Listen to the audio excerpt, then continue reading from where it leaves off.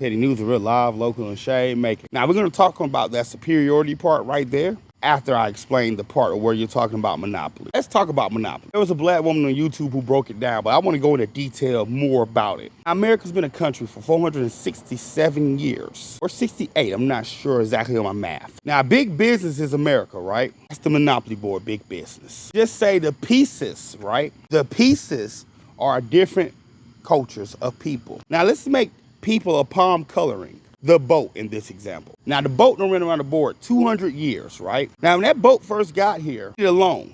That's where big business came in. Let's just say the shoe was indigenous people. That boat came, and through trickery, treachery, and disease, out most of the indigenous people. The boat is free to reign on its own. That boat needed more people. In comes the car, black people, as they took them from their homeland.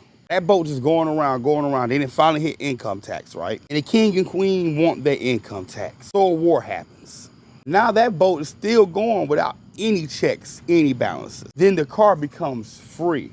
So then big business and the boat decide, let's make rules. Because for the longest time, the boat didn't have to share the dice. But now they do. And with 2 dice, it took black people 10 years pretty much catch up to the people who had the boat.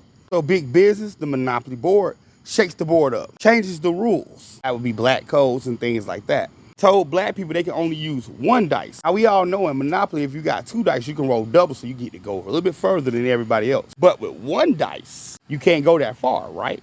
But somehow black people made it around that board at least 10 to 15 times. That's how we came up with Black Wall Street. We came up with Rosewood and other black towns. That the boat put underwater so they could have more space for the boat to cruise on. That the boat launched bombs and fires on, so nothing of that town remained. But still, black people still kept going on this monopoly board. 1 dice, new rules, and more restraint, unlike that boat.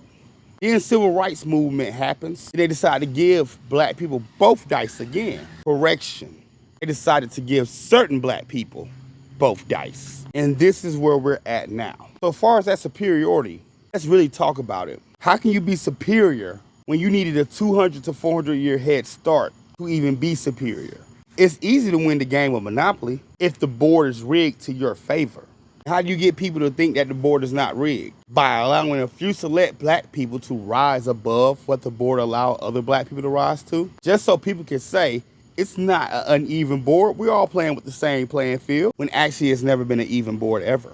So being superior, this game doesn't make you superior. It just makes you a more condescending thief.